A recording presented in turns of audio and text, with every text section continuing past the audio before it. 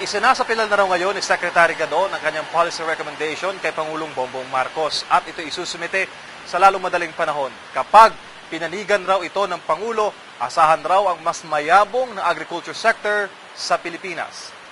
Sa isang press conference sa Quezon City ay naglatag ng mungkahi si Presidential Advisor for Poverty Alleviation Larry Gadon para kay Pangulong Bongbong Marcos. Ito'y para solusyonan ang problema ng bigas sa bansa. Saad niya, gagawa ang kanyang tanggapan ng policy recommendation para ibalik ang dating kapangyarihan ng National Food Authority o NFA sa panahon ni dating Pangulong Ferdinand E. Marcos Sr. Sa panahon ng ama ni President BBM, binibili ng NFA sa mas mataas na presyo ang palay ng mga magsasaka. Dahilan kaya kontrolado ng Estado ang presyuhan ng bigas at maraming magsasaka noon ang nahihimok na magtanim dahil nga sa malaking kita. Noong panahon ni Presidente Marcos Sr. ay isa yan sa role na ginagawa ng NFA. And nakita naman natin noon hindi tayo nagkaproblema ng matindi sa bigas at sa presyo rin ng bigas noong panahon na yon. Sinasabi na bago ang Marcos Sr. regime ay kontrolado ng Chinese traders ang presyuhan ng bigas.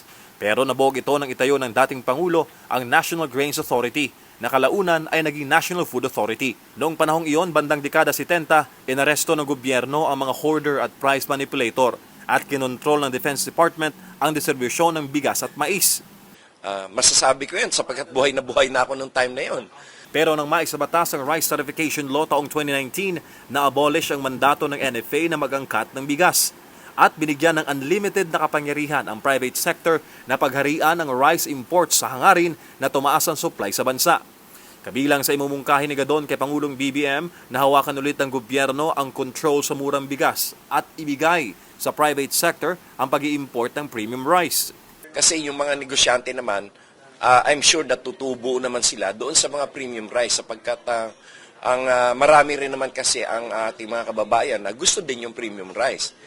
Kasagsagan ng election campaign taong 2021, naunang sinabi ni Nooy frontrunner Bongbong Marcos na gusto niyang ibalik ang mandato ng NFA bilang top regulator sa supply ng bigas sa bansa. Katunayan, nabanggit noon ng Pangulo na isususpende niya ang Rice Certification Law. Para sa Diyos at sa Pilipinas kong mahal, MJ Mondehar, SM9 News.